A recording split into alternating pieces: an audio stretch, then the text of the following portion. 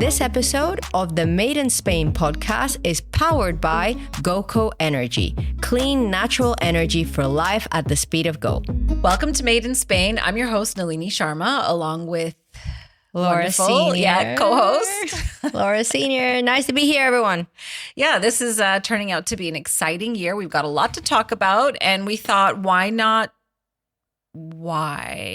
talk about wine as well as whining, which is, let's just save that for, we're going to talk about that in Slice of Life. So wine and whining with an H. Right.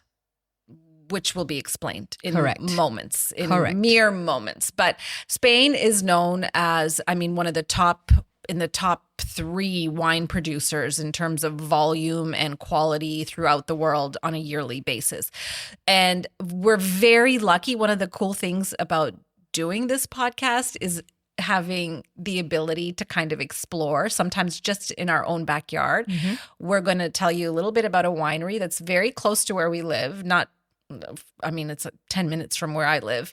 We'll get to that in a second. But we first want to deal with a viewer question or a listener question, which we get asked this a lot. So I didn't really put a name to it, but food, obviously very big.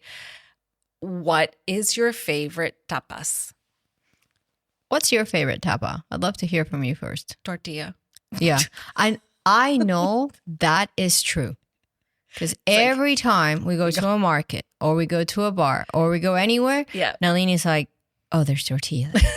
It's like an emotional reaction. It's like tortilla. This is refresher. When people, you say tortilla, people might think it's the tortilla as in the shell. No. The flat. Good point. Yeah, that is not what tortilla is here. Tortilla it's an egg and potato for like a quiche or a pie. Basically, it's potato, eggs, and olive oil, and a bit of salt, and in some cases, onion. But that's a whole that's another can of worms. Yeah, that we don't want to go talk down. about that. Some people put onion, some people don't. So that's but that is really my favorite. And they always kind of serve it with a little pincho on a bit of bread, and has always been my favorite and will continue to be my favorite. The next few episodes and the next few trips that we make, I am going to make it a point to go to a few special places where you can try some unique tortillas. Yeah. Because there are some really different variations. I know there's a bar that I went to that had the tortillas almost using them as bread, where they cut them in the middle and they put all this stuff inside, and it's very unique. So knowing how much you like tortilla, I think we should make a point of doing some exploration. After Carnival, Laura. Yes. Not prior. Can you see that we are kind of getting more passionate about our food talks, and both of us are really kind of watching what we eat? We might be hungry. That's why. Correct. So for me, I think my favorite tapa, and it is a classic, but it's the Gilda. Yeah. I just love Gildas, and it's quite funny. Every time I try to convince Nalini, my husband, other people around me to try and have boquerones and anchovies and all of these things that usually come in the Gilda, I always get this. I like it with the anchovy. Yeah. Because it's salty. Mm-hmm. I don't like it with the anchovy that's in the acid. The boqueron.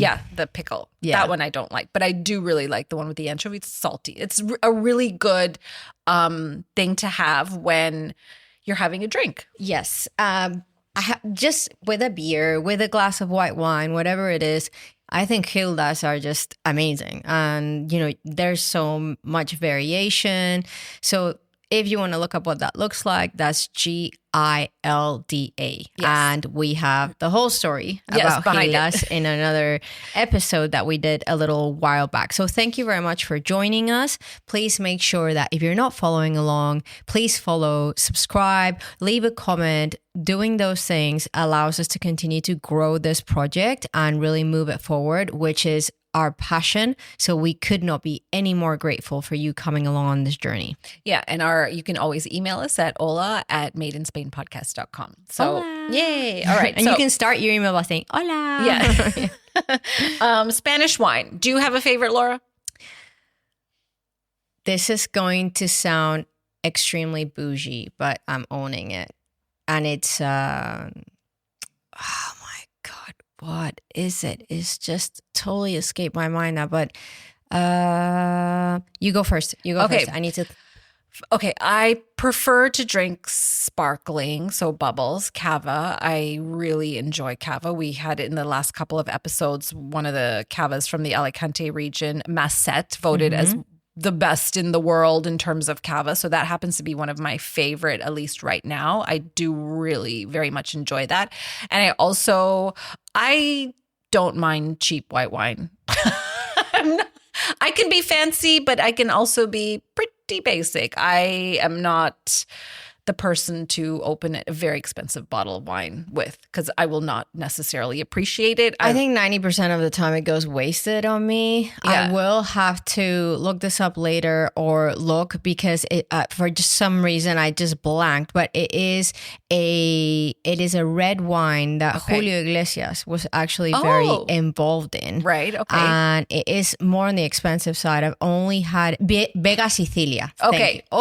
Thank you. That was going to kill me. So Vega Sicilia, and it is a very expensive wine, but I've had it like a couple of times in my life. Maybe it was because of the situation, because of the pomp and circumstance around it, but it did taste amazing. So, and I think their kind of cheapest bottle is like almost a couple €100. Oh, wow. Yeah. So it is expensive, but it is very, very special. It's a very deep kind of red that, you know, if you're having like a special meat or a special meal, or even if not with food, just kind of enjoying the red wine, it's very special. And I know that it was definitely very high on Mr. Iglesias's, you know, he loved it. And I think at one point he was actually involved with the winery.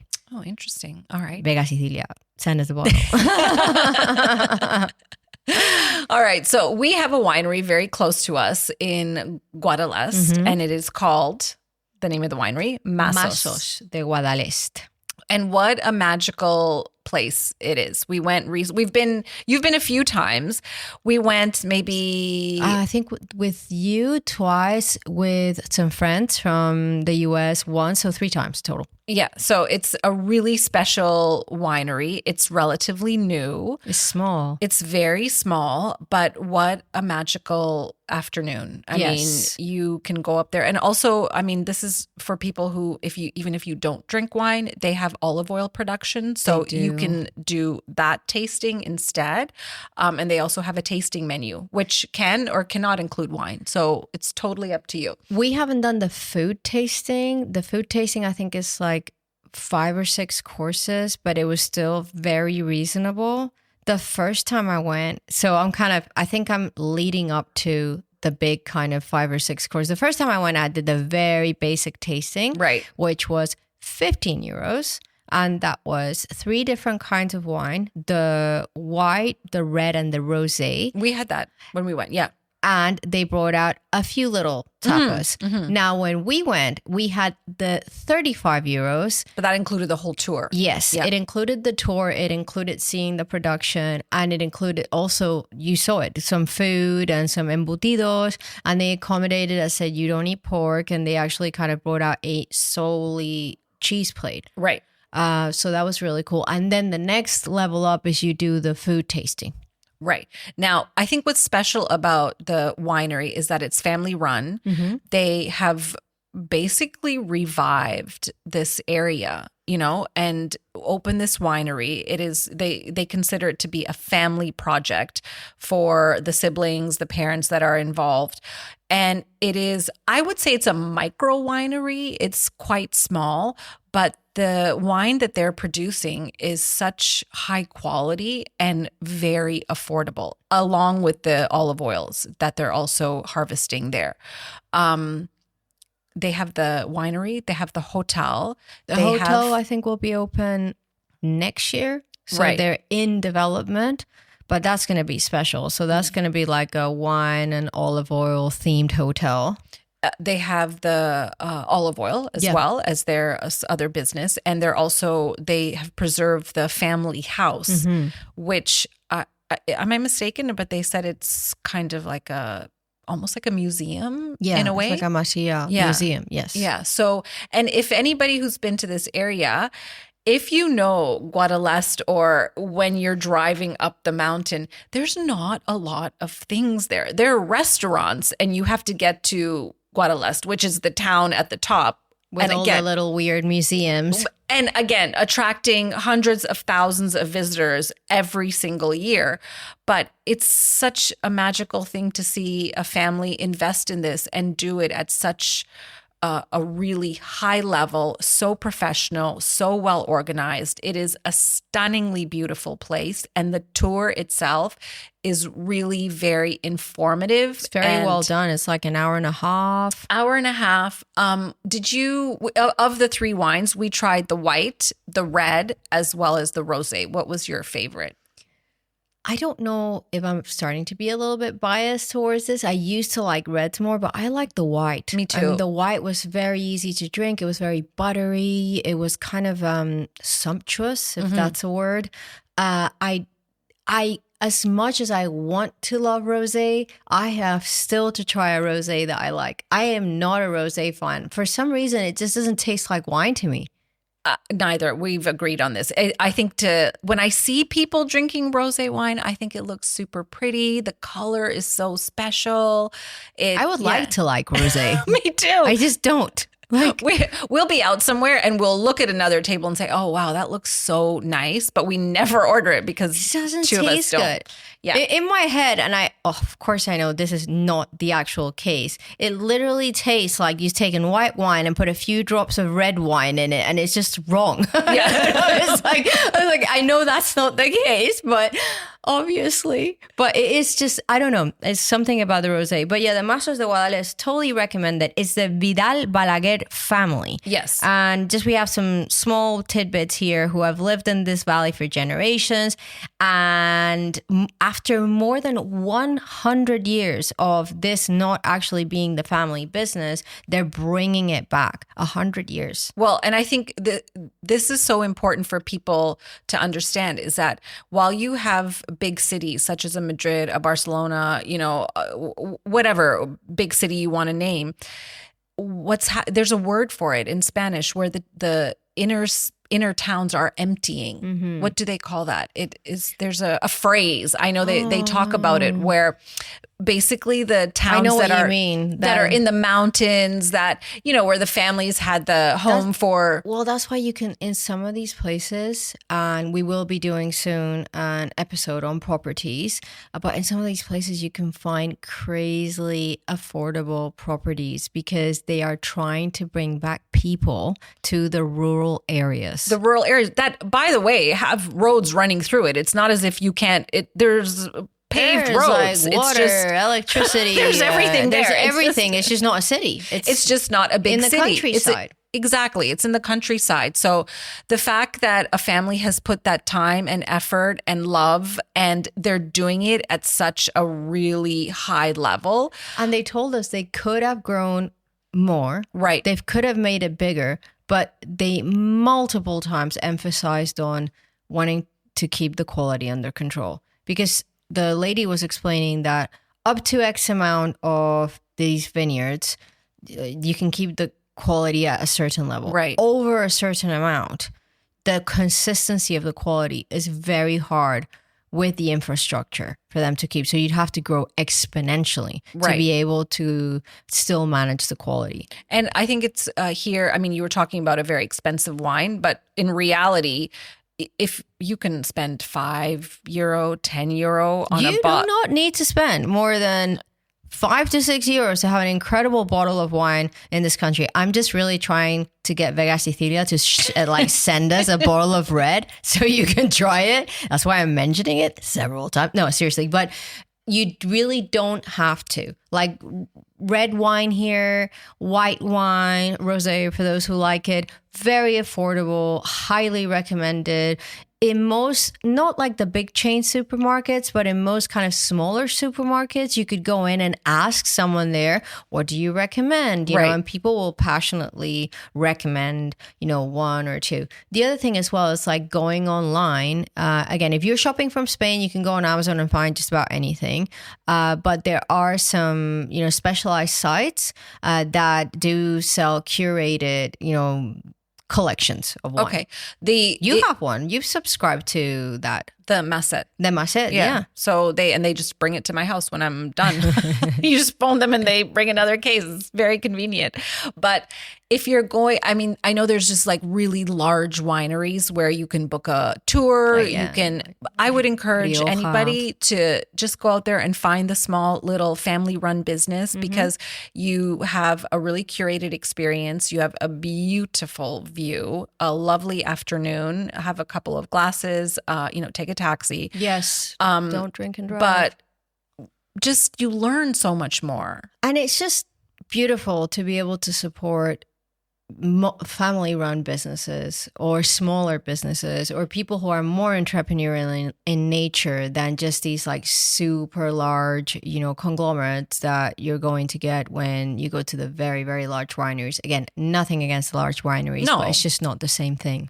And it was very funny that when we went, that most of the people, because everybody was dressed quite nicely, everybody had on really nice outfits and sort of curated because I guess they knew they were going to take photos, right? It's kind of like, date afternoon. Yeah, exactly. But I said to her at one point, I said, everybody is here to look at this place as a wedding venue. Like any couple that's here right now, they're here to see if they're going to have their wedding here. Which was hilarious because at one point I heard one gentleman leaning in and going, so do you do weddings here? Right. And couples were discussing the cocktail bar could go here. Here we could have like the sweet stand. I was like, and I said, I'm like, see, everybody's here in their nice outfit to take pictures and to see if this would, but honestly, it is a beautiful spot for a ceremony or wedding, a great view. So shout out to Masos de Guadalest for doing such an amazing, beautiful project and bringing back something special when it comes to the wine and olive oil industry and hotels as well to our area. Yeah, in our area. Now, Spain, the wine industry is between 2 to 3% of the GDP. So it is worth billions of dollars a year. And the thing I find as a foreigner here, drinking a glass of wine at lunchtime is not a big deal. Absolutely not. It's just not it's just normal, really. Totally. And it's very normal to order wine by the glass. Very much so. It's not like you have to have a bottle. It's very normal to have a glass of wine in a business lunch or, it's not frowned upon. The same thing as having a caña or a beer. The other thing as well that I think is important, I didn't realize, but I guess Spain is in the top 3 of wine producers in the world. Well, you have Italy, France, Spain. I mean, you have other countries that produce South wine. Africa, but not at the level or volume as well that Spain does. And I had read that I think it's from a terrain standpoint, is one of the largest size of vineyard terrains in the actual country. So, here it is. Spain has the largest vineyard surface area in the world. Oh, I can see that. Which is surprising. I don't know. For some reason, in my head, I don't think this is like such a big country. It is very big, Laura. Yeah. Well, when you compare it to the UK or it's So I think a couple of things as well that we wanted to mention. So some of the specific regions. Yes. So you have Rioja, which tends to be more like the Tempranillo. It's very elegant and has a lot of aging potential. So Rioja, you can have like the older, you could say vines. Exactly. Okay. And that's more in the north. Yes. So more like the Rioja is like a whole area. Right. And you can visit the area of Rioja. And then Catalonia has a lot of the cava and the traditional method for sparkling. That's where we're hopefully this year we're able to visit. Freixenet. Yes. Then we have Galicia has the Albarino, which are the crisp whites and like seafood. Perfect. Like they're perfect for, like all your fish, etc.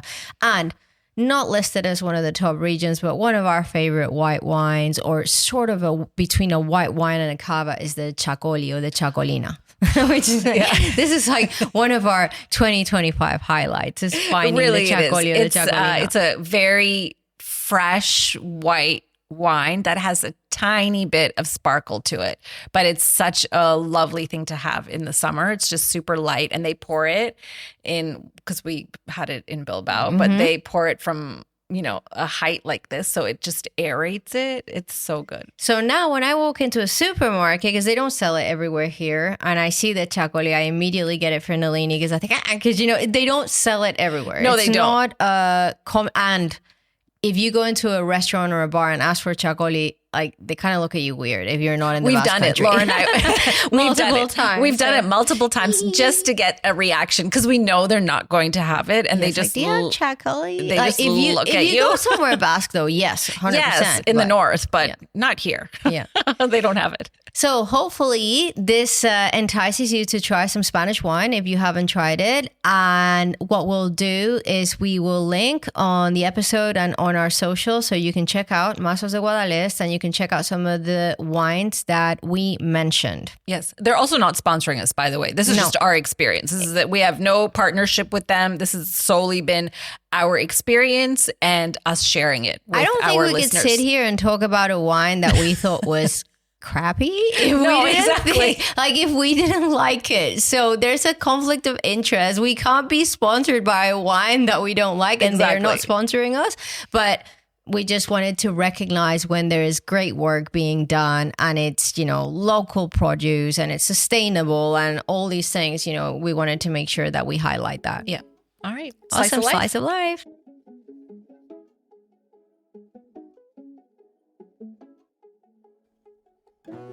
So before we dive into our slice of life, quick shout out to our amazing partner, GoCo Energy. You have to try this. That's right, Laura. GoCo is energy done right. Made with coconut water, natural caffeine, and real fruit flavors. No crash, no jitters, just clean, feel-good energy that actually tastes amazing. It's perfect, right? Whether you're working, traveling, or just keeping your creative spark alive, basically it keeps you in that go mode. I agree. I'm not necessarily a fan of all energy drinks, but this is one that I truly enjoy. My favorite flavor so far is pineapple, and you can order it straight from gocoenergy.com. That's GOKO energy.com. Shipped right to your door. So hydrating, refreshing, and honestly, it just makes everything flow better.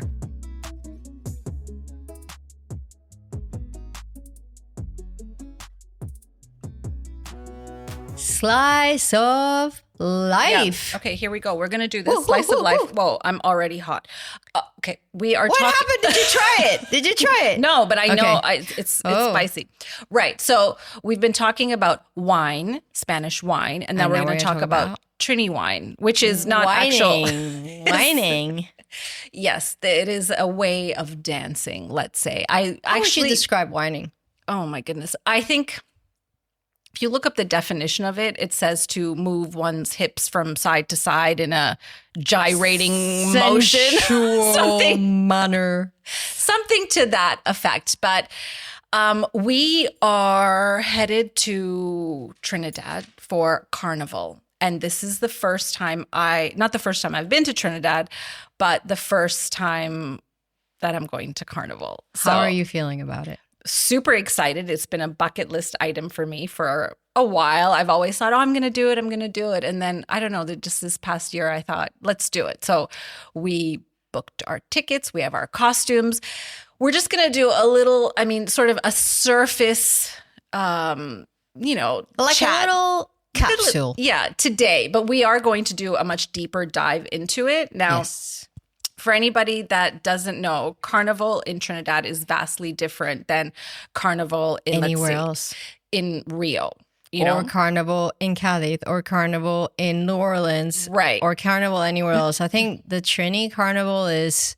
Well, it's the first in the Caribbean. Mm-hmm. And please don't come for me if there is another Caribbean island that they think they started it.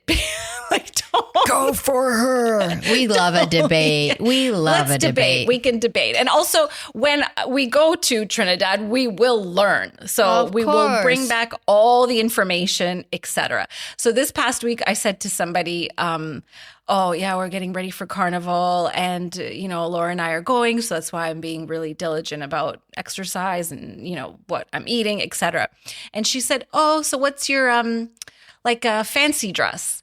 So here, when you say Carnival, it means fancy dress, which, how would you explain fancy dress? So basically here, Carnival is like you dress up like, let's say, Alice in Wonderland, or you dress up like a dog or a cat, or you dress up, most men dress up like women from the night for some reason, so. So there's a very different meaning to it when you say Carnival. Carnival in Trinidad is costumes. It is pageantry. It is skin bearing. A lot is very much so. And it has roots in colonialism. That's another deep dive. So we're not going to And there is a connection between Trinidad and Spain, and then Trinidad, where we're going, is called Port of Spain. Right. So you've had the Spanish influence, you've had the French, it was a British colony. And over the last, I don't know, since the 50s or so, Carnival has become something that is international, that people from all over the world come to this little island off the coast of Venezuela for a party of a lifetime. So I'm tagging along because this was really Nalini's kind of like bucket list item. And I thought, this sounds really cool. Right. So we're in Carnival prep. Now, Yay! I can't wait. Like, honestly, it is something that I think it's going to be an experience of a lifetime. So I can't wait to share with our audience what this is going to be like. We're beyond. I mean, follow along on socials because we're counting down the days. So. We're literally in a countdown right now. So Trini Carnival. As we're filming this. Now, we're talking a little bit about food, a little snack that you would have that's typical in other Caribbean islands as well. But this is a Trini thing. It's called mango chow. I've never seen this. Okay, so this would be, let's say that this is almost like a version of a tapa. Okay. Where you would eat it when you are having some drinks. All right. Or like a beach day. Or, Am I going to be able to talk after eating this?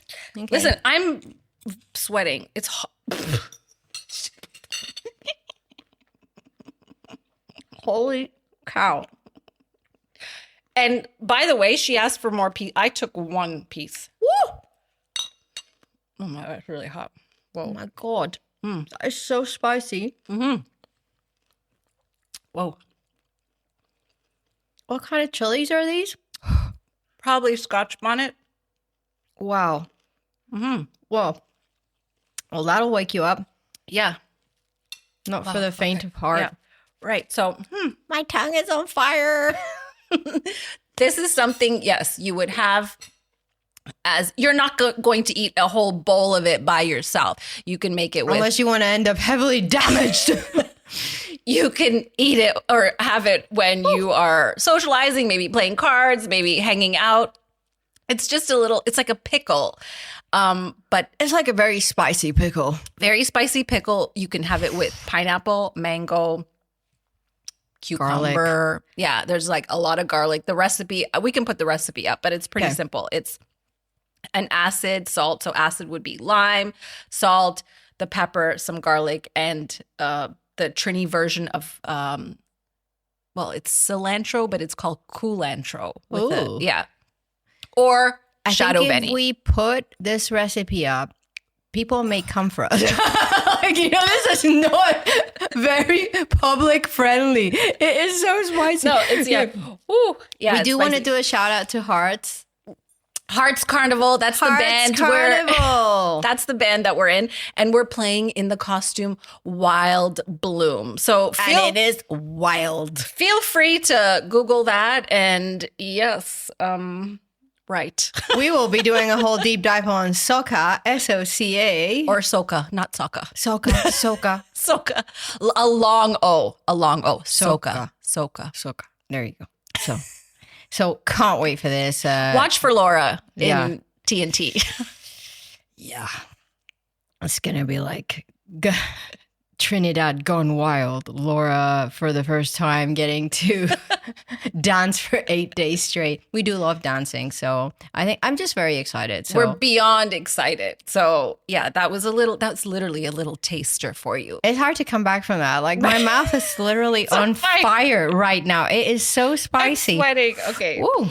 Okay. All right. So sentence of the day. Sentence of the day. All right. So this one, since we did wine and whining. Yes. Is al pan, pan, y al vino, vino. Bread, bread, wine, wine. It's life. Al pan, pan, y al vino, vino. What do you think that means? Let's go. It means call things as what they are. Oh, okay. I would not think that. Al pan, pan, y al vino, vino. Like, come on. You know, like, hey. So if you see someone that is kind of beating around the bush or not being direct, right, or you want to really make a statement and it's like, this is, you know, like, it is what it is. Al pan, pan, y al vino, vino. Okay. All right. Well, cheers to us and good luck to both of us for Carnival 2026. Can someone get us a glass of milk now, please? Okay. Awesome. So thank you so much for being along in this ride with this episode. Next time, we'll be sharing lots of fun stuff from Carnival, etc. So looking forward to it.